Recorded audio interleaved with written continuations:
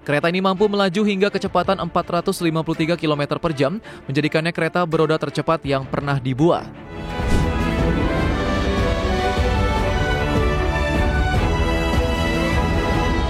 China kembali mencetak tonggak baru dalam teknologi transportasi modern dengan uji coba kereta super cepat CR450 Fuxing. Kereta ini mampu melaju hingga 453 km per jam dan siap beroperasi komersial dalam waktu dekat. China kembali menorehkan prestasi besar di bidang transportasi modern melalui keberhasilan uji coba kereta cepat CR450 Fuxing. Kereta ini mampu melaju hingga kecepatan 453 km per jam, menjadikannya kereta beroda tercepat yang pernah dibuat. Uji coba kereta super cepat ini dilakukan di jalur Shanghai, Chongqing, Chengdu, dan dijadwalkan mulai beroperasi komersial paling cepat pada tahun depan. Proyek CR450 dipimpin oleh China State Railway Group bekerjasama dengan dua anak perusahaan produsen kereta milik negara CRRC. CR450 hadir dengan desain yang lebih ramping dan sistem propulsi baru untuk meningkatkan efisiensi kecepatan.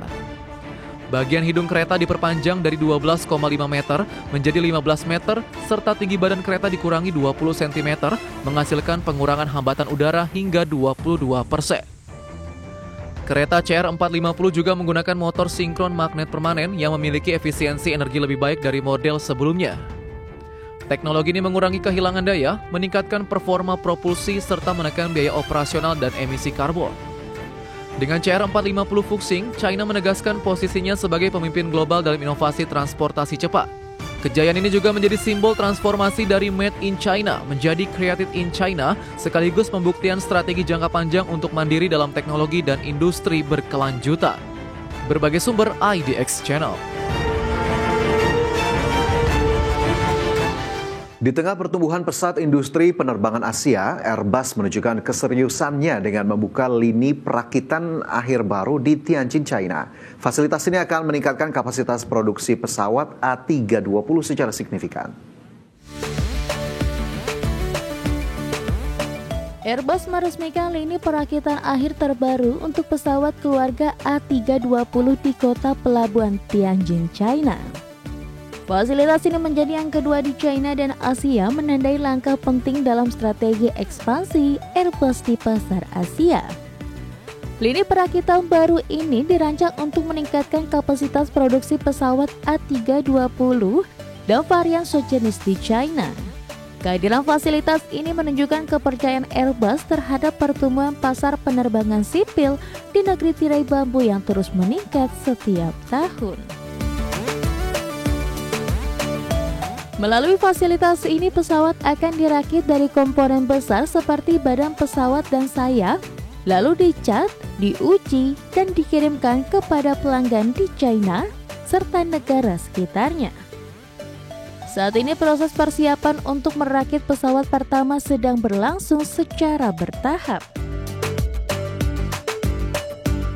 CEO Airbus Guillaume Faury mengatakan, penambahan lini perakitan kedua di Tianjin memberikan fleksibilitas dan kapasitas yang diperlukan untuk mencapai target produksi 75 pesawat A320 per bulan pada 2027. Pernyataan itu disampaikan saat upacara peresmian fasilitas tersebut. Hingga saat ini Airbus telah memiliki 10 lini perakitan akhir untuk pesawat A320 di seluruh dunia. 4 berada di Jerman, 2 di Perancis, 2 di Amerika Serikat, dan 2 di China. Dengan fasilitas di Tianjin, Airbus memproduksi sekitar 20% dari total pesawat A320 secara global. Berbagai sumber, IDX Channel. Airbus, Thales, dan Leonardo resmi sepakat gabungkan divisi satelit yang selama ini merugi. Langkah ini dianggap sebagai upaya Eropa melawan dominasi Starlink milik Elon Musk.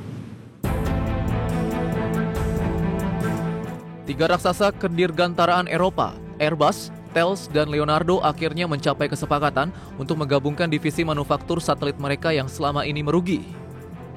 Langkah ini diambil setelah berbulan-bulan negosiasi intens guna menghadapi dominasi global jaringan satelit milik Elon Musk Starlink.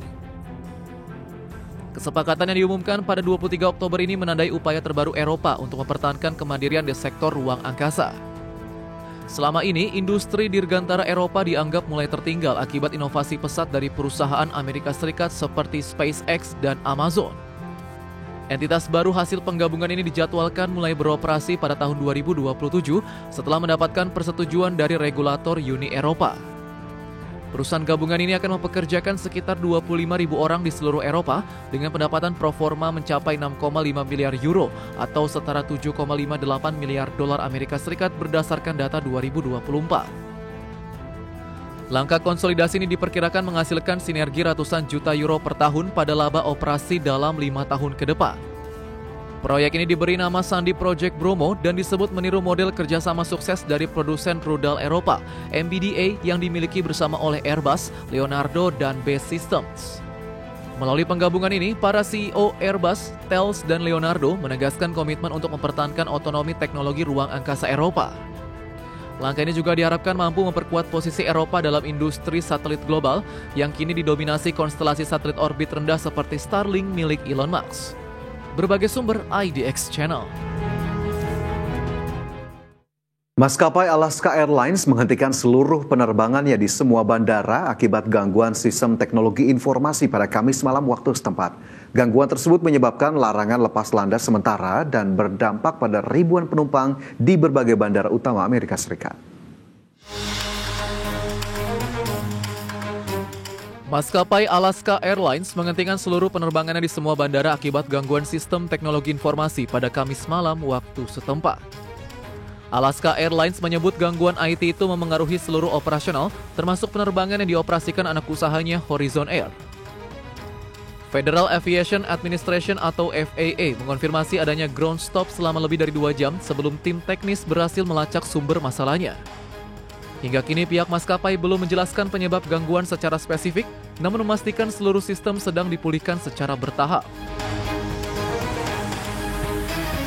Insiden ini bukan kali pertama dialami Alaska Airlines. Pada Juli lalu, maskapai juga sempat menghentikan penerbangan selama 3 jam akibat kendala serupa pada sistem IT-nya. Gangguan berulang tersebut memunculkan kekhawatiran publik terhadap keandalan infrastruktur digital maskapai berbasis di Seattle itu. Adapun melampaui media sosial, Alaska Airlines menyampaikan permintaan maaf dan menyebut tim IT tengah bekerja untuk memulihkan sistem secepat mungkin. Banyak penumpang mengeluhkan penundaan dan pembatalan penerbangan serta kesulitan mengakses aplikasi dan situs web maskapai. Hingga kini Alaska Airlines belum memberikan rincian jumlah penerbangan yang terdampak maupun estimasi waktu pemulihan penuh sistemnya. Berbagai sumber IDX Channel. Pemirsa, saham Intel melonjak hingga 7% usai perusahaan mencatatkan kinerja keuangan kuartal ketiga 2025 yang melampaui ekspektasi Wall Street.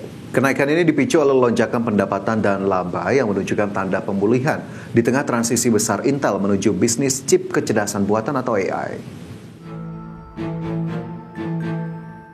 Saham Intel melonjak hingga 7% usai perusahaan mencatatkan kinerja keuangan kuartal ketiga 2025 yang melampaui ekspektasi Wall Street. Intel membukukan pendapatan sebesar 13,7 miliar dolar Amerika Serikat untuk periode yang berakhir 27 September, melampaui proyeksi analis yang memperkirakan 13,15 miliar dolar Amerika Serikat. Laba per saham juga tercatat 0,23 dolar Amerika Serikat, jauh di atas perkiraan 0,01 dolar Amerika Serikat setelah sebelumnya rugi 0,46 dolar Amerika Serikat pada periode yang sama tahun lalu. CEO Lip Butan menyebut permintaan terhadap komputasi AI menjadi pendorong utama pertumbuhan pendapatan perusahaan. Namun untuk kuartal keempat, Intel memproyeksikan laba per saham 0,08 dolar Amerika Serikat dan pendapatan 13,3 miliar dolar Amerika Serikat, sedikit di bawah ekspektasi pasar. Proyeksi ini tidak memasukkan pendapatan dari Altera, unit semikonduktor yang baru saja didivestasikan. Meski begitu, dukungan investasi dari pemerintah Amerika Serikat, Nvidia dan SoftBank memperkuat keuangan perusahaan sekaligus menumbuhkan keyakinan investor terhadap arah baru Intel di bawah kepemimpinan Lip Butan. Di sisi lain, divisi manufaktur Intel Foundry Services masih mencatat kerugian operasional 2,3 miliar dolar Amerika Serikat, namun membaik dibandingkan tahun lalu yang mencapai 5,8 miliar dolar Amerika Serikat. Adapun Intel kini berfokus mengembangkan teknologi chip 14A generasi terbaru setelah teknologi 18A gagal menarik pelanggan besar seperti Nvidia dan Broadcom. Pihak Intel optimistis proses 14A akan menjadi langkah penting dalam mengembalikan posisi perusahaan sebagai pemain utama di industri semikonduktor global. Berbagai sumber IDX Channel.